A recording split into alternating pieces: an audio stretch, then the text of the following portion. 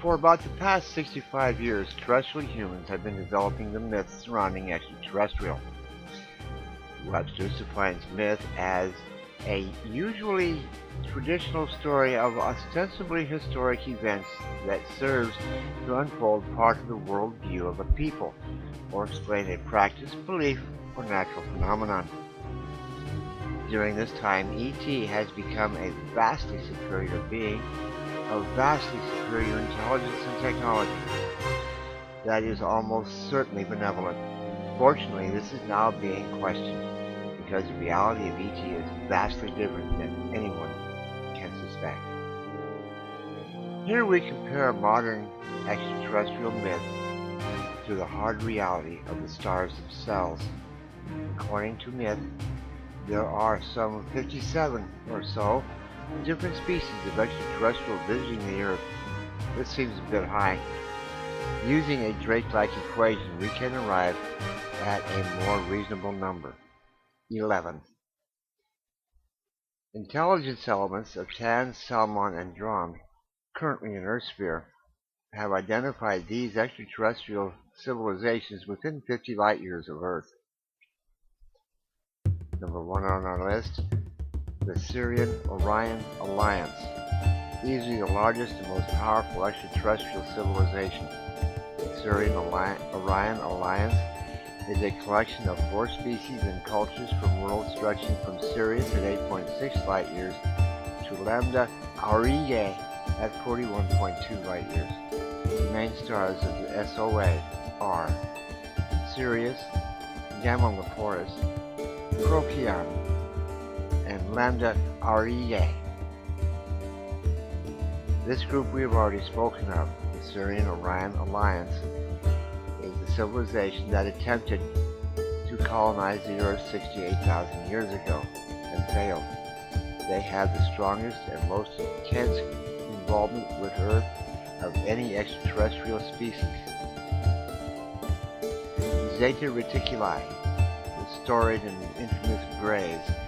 Zeta 2 Reticuli at 39.2 light years is the homeworld of a humanoid cetacean species known as the small Greys. Sigma Draconis, the third of a trio of most storied extraterrestrial species. Sigma Draconis at 18.7 light years is the real home of the reptilians, rather than Alpha Draconis, which is much too far away for any creatures there to be visiting the Earth. Chi Draconis at 26.3 light years, home of the big-nosed gray. The Zetas and the Draconin are a much maligned pair. Myth has it that the Greys abduct people and perform all sort of primitive scientific tests. The reptilians are scary and may eat people. All of this, of course, is not true, and is most probably propaganda and disinformation spread by the Syrian Orion Alliance. We should note that the 3 cultures that we have spoken of so far are all reported as physical entities by humans, while the remainder, the next 4, are reported almost exclusively via channeling. They represent a somewhat less real collection of species and are designated the Fantastic Four.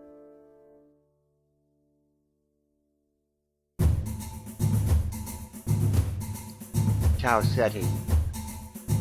Tau Ceti at 11.9 light years is a G8 planet 5.8 billion years old. It may contain life very much like what is on Earth. However, the Tau Cetians are reported as olive-skinned humans. The star is so dim that people on Tau Ceti would be light-skinned with large eyes. Lyra constellation, and the star Vega. Vega at 25 light years, an A0 star, half a billion years old. Half a billion years is not old enough for advanced life forms, such as is found on Earth, to have evolved.